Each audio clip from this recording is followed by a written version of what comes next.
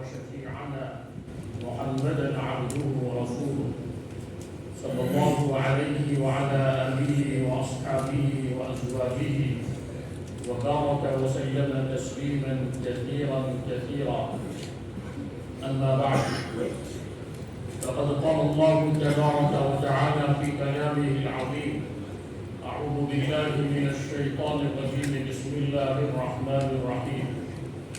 ألم نشرح لك صدرك ووضعنا عنك وزرك الذي أنقض ظهرك ورفعنا لك ذكرك فإن مع العسر يسرا إن مع العسر يسرا فإذا فرغت فانصب وإلى ربك فارغب.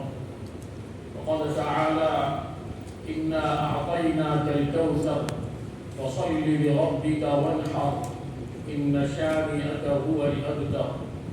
وقال تعالى: وما محمد إلا رسول قد خلت من قبله الرسل أفإن مات أو قتل انقلبتم على أعقابكم ومن ينقلب على عقبيه فلن يضر الله شيئا وسيجزي الله الشاكرين. وقال تعالى: ما كان محمد أبا أحد من رجالكم ولكن رسول الله وخاتم النبيين وكان الله بكل شيء عليما. وقال النبي صلى الله عليه وسلم: إنما بعثت رحمة ولم تبعث لعانا، أو كما قال عليه الصلاة والسلام. بزرگوں اور دوستوں، محمد مصطفیٰ صلی اللہ علیہ وسلم کی تشریف آوری جس رات ہوئی ہے، رات اپنے اختتام پر تھی اور آپ صلی اللہ علیہ وسلم کی دنیا کے اندر تشریف آوری ہوئی. عثمان ابن ابی العاص رضی اللہ تعالیٰ عنہ کی والدہ ہیں حضرت فاطمہ. وہ کہتی ہے کہ جس رات اللہ کے نبی صلی اللہ علیہ وسلم کی پیدائش ہوئی ہے، میں اس وقت حضرت آمینہ کے پاس موجود تھی. میں نے دیکھا کہ آسمان کے ستارے ہمارے اوپر جھک رہے ہیں اور ہم کو ایسا محسوس ہوا کہ جیسے یہ آسمان کے ستارے ٹوٹ جائیں گے. خود حضرت آمینہ کہتی ہے کہ جب اللہ کے نبی صلی اللہ علیہ وسلم کا تولد ہوا ہے، آپ صلی اللہ علیہ وسلم کی پیدائش ہوئی ہے، تو میں نے ایک نور کو اپنے وجود سے نکلتے ہوئے دیکھا اور اس نور کے اندر شام کے محلات، خاص طور سے بصرہ جو شام کا ایک شہر ہے، اس کو میں نے روشن ہوتے ہوئے دیکھا. آپ صلی اللہ علیہ وسلم کا جسمانی اعتبار سے دنیا کے اندر ابھی تشریف لانا ہے. آپ صلی اللہ علیہ وسلم کی ولادت ہوئی تو کسرا کو جو محل تھا، اس نے دیکھا کہ میرے محل کے 14 جو کھمبے، 14 جو ستون ہیں، 14 جو پلرز ہیں، وہ گر گئے. وہ گھبرا گیا. صبح اس کا دربار لگا. اس نے کہا، اپنا خواب بیان کیا کہ میں نے اس طرح کا خواب دیکھا ہے.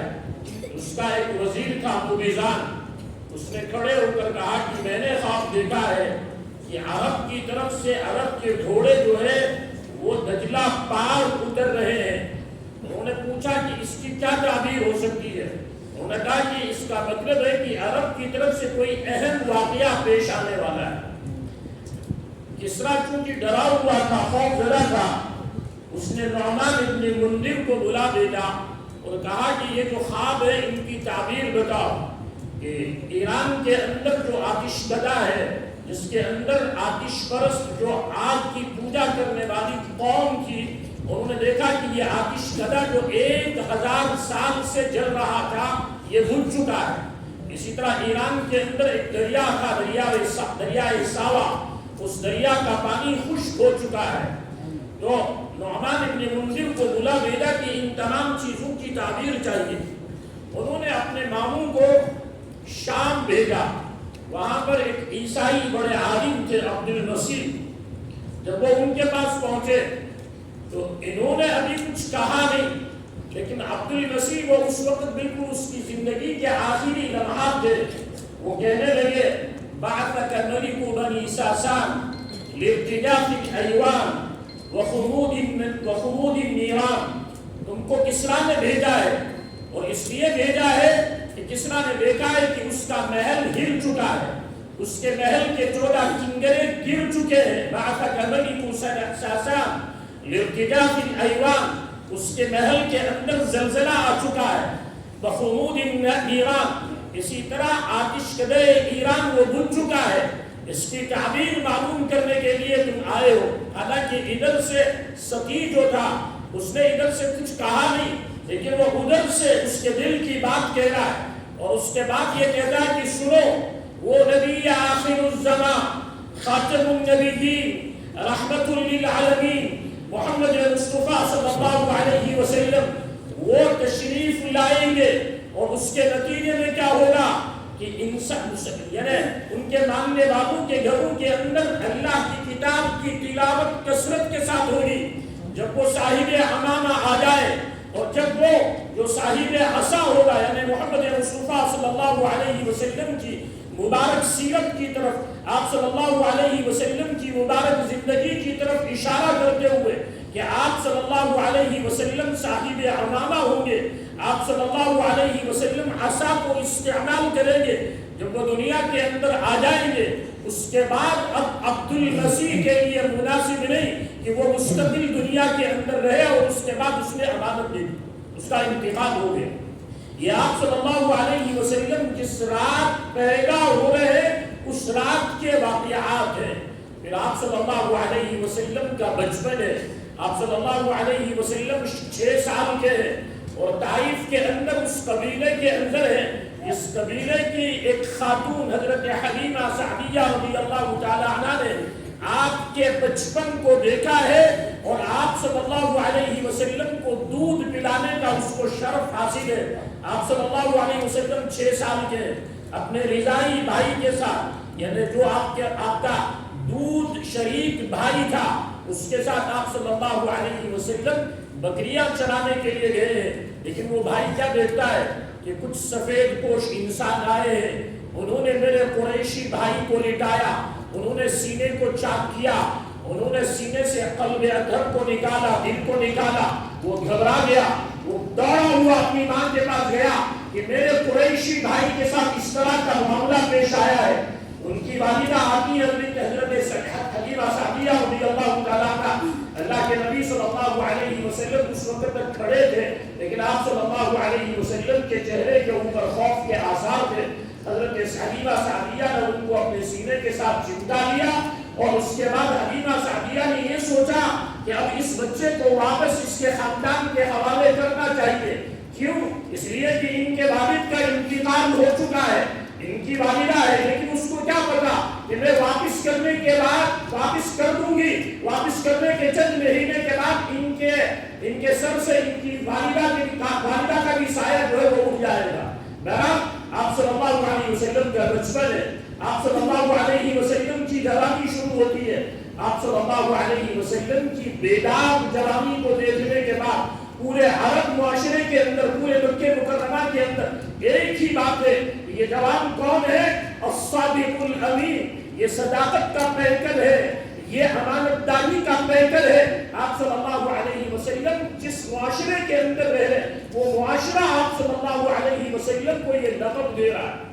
آپ صلی اللہ علیہ وسلم ابھی 25 سال کی عمر کو پہنچے ہیں۔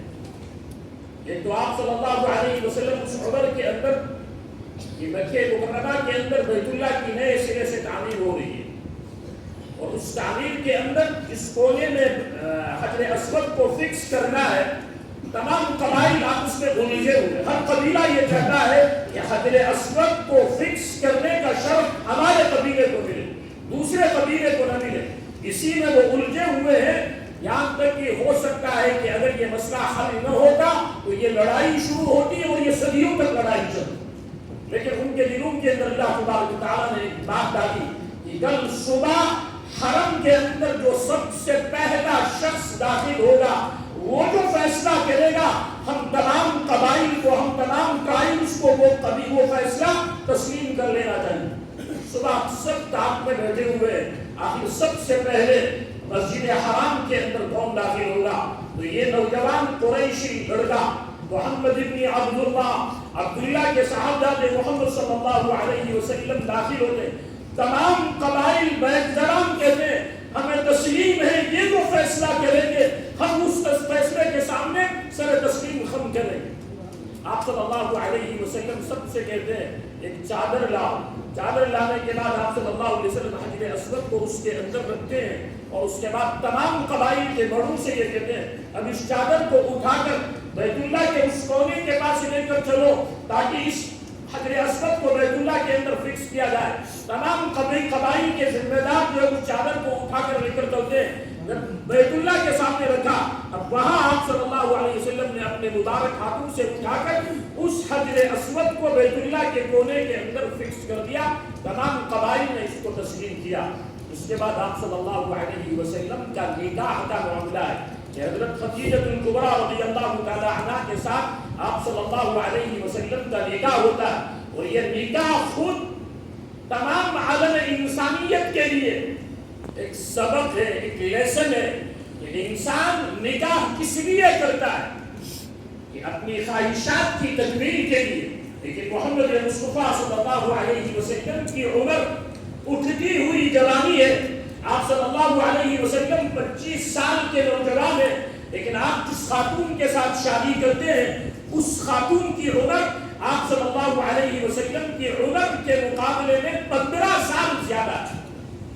انسان سوچے آج ہم جس معاشرے کے اندر رہتے ہیں کہ اگر بچی لڑکے کی عمر کے مقابلے میں 1 سال بڑی ہے لڑکا ریجیکٹ کر دیتا ہے. لیکن محمد مصطفیٰ صلی اللہ علیہ وسلم اس کے پیچھے حضرت خدیجہ الکبریٰ رضی اللہ تعالی عنہا نے کیوں پیغام نکاح دیا؟ محمد مصطفیٰ صلی اللہ علیہ وسلم نے کیوں اس پیغام کو قبول کیا؟ اس کا اپنا پس منظر ہے. حضرت خدیجہ الکبریٰ رضی اللہ تعالی عنہا چھوٹے خاندان کی خاتون نہیں تھی. حضرت خدیجہ الکبریٰ رضی اللہ تعالی عنہا کو جو اللہ تبارک و تعالیٰ نے صلاحیت عطا کی تھی، حضرت خدیجہ الکبریٰ رضی اللہ تعالیٰ عنہ کے اندر جو پوٹینشل تھا وہ بچپن سے محمد مصطفیٰ صلی اللہ علیہ وسلم کی زندگی کو مانیٹر کر رہی تھی. آپ صلی اللہ علیہ وسلم کی زندگی کیوں؟ اس لیے کہ مکے کے اندر یہ بات عام تھی. ورقہ ابن نوفل حضرت خدیجہ الکبریٰ رضی اللہ تعالیٰ عنہ کے پھوپھا وہ تورات اور انجیل کے ماہر تھے. ان کو پتا تھا کہ مکہ مکرمہ کے اندر ایک نبی آنے والا ہے. اہل کتاب کی کتابوں کے اندر اس کا تذکرہ ہے. قرآن کی آیت ہے حضرت موسیٰ علیہ السلام نے کہا وَاكْتُبْ لَنَا فِي هَذِهِ الدُّنْيَا حَسَنَةً وَفِي الْآخِرَةِ إِنَّا هُدْنَا إِلَيْكَ قَالَ عَذَابِي أُصِيبُ بِهِ مَنْ أَشَاءُ وَرَحْمَتِي وَسِعَتْ كُلَّ شَيْءٍ فَسَأَكْتُبُهَا لِلَّذِينَ يَتَّقُونَ وَيُؤْتُونَ الزَّكَاةَ وَالَّذِينَ هُمْ بِآيَاتِنَا يُؤْمِنُونَ الَّذِينَ يَتَّبِعُونَ الرَّسُولَ النَّبِيَّ الْأُمِّيَّ الذي يجدونه مكتوبا عندهم في التوراة والإنجيل. حضرت موسیٰ علیہ السلام اپنی قوم کے لیے دعا مانگ رہے ہیں. اللہ تبارک و تعالیٰ کہہ رہے ہیں یہ دعا تو میں نے اس امت کے حق میں قبول کی ہے جس امت کا نبی امی ہوگا. اس نبی کی صفات، اس نبی کے اخلاق، اس نبی کے کمالات، اس نبی کی جو سیرت ہے وہ ان کی کتابوں کے اندر درج ہے جس کو یہ تورات اور انجیل کے نام سے جانتے ہیں. الذی یجدونہ مکتوبا عندہم فی التوراۃ والانجیل. تورات اور انجیل کے اندر محمد مصطفیٰ صلی اللہ علیہ وسلم کی پوری تاریخ درج ہے. چنانچہ جب آپ 12 سال کے مکہ مکرمہ سے شام کا سفر کرتے ہیں اپنے چچا ابو طالب کے ساتھ، جب بصرہ شہر سے پہلے پہنچتے ہیں وہاں پر ایک چرچ ہے. اس چرچ کے اندر ایک پادری رہتا ہے عیسائی مذہب کا. وہ کبھی اس چرچ سے باہر نہیں نکلا ہے، لیکن جب یہ قافلہ وہاں پر پہنچا ہے وہ چرچ سے پہلی مرتبہ باہر آتا ہے. محمد مصطفیٰ صلی اللہ علیہ وسلم کے پاس پہنچتا ہے. بحیرہ اس کا نام ہے. کہتا ہے کہ یہ بچہ کس کے ساتھ ہے؟ یہ ابو طالب کے ساتھ ہے. تو وہ پادری یہ کہتا ہے ہماری آسمانی کتابوں کے اندر لکھا ہوا ہے وہ آخری نبی مکہ مکرمہ کے اندر اٹھیں گے وہ نبوت کے ملنے سے پہلے بچپن کے زمانے میں ایک سفر ان کا مکے سے شام کا ہوگا. اور ہم ان دنوں اس کی تلاش میں تھے. جب تم اس پہاڑی سے اتر رہے تھے، اس پہاڑی سے اترتے ہوئے میں اوپر اپنے دالان سے دیکھ رہا تھا کہ جدھر سے بچہ یہ چل رہا ہے ادھر سے یہ اس درخت کے جو پتیاں ہے، درخت کی جو شاخیں ہے، وہ اس کے اوپر سایہ کر رہی، ابر اس کے اوپر چل رہا ہے. میں نے کہا ہو نہ ہو یہی وہ نبی ہو. آج میں پہلی مرتبہ اپنے چرچ سے باہر نکلا. آج تک میں کبھی چرچ سے باہر نہیں نکلا. میں اس بچے کی وجہ سے باہر نکلا ہوں اور میں تم لوگوں کی دعوت کرتا ہوں. اس نے ان کے لیے کھانا پکایا. کھانا پکانے کے بعد جب وہ کھانا لے کر آیا، دیکھا کہ اللہ کے نبی صلی اللہ علیہ وسلم 12 سال کا بچہ وہ وہاں پر موجود نہیں. جن کے لیے میں نے تمہاری دعوت کی ہے وہ کہاں ہے؟ انہوں نے کہا کہ ہم نے اونٹ کو چرانے کے لیے چھوڑا ہے. ان کے ساتھ جو لوگ گئے ان کے ساتھ محمد ابن عبداللہ بھی ہے. اتنے میں وہ لوگ واپس آئے. سب لوگوں نے اپنی جگہ پکڑی اور ہر ایک سائے کے اندر بیٹھا ہوا ہے.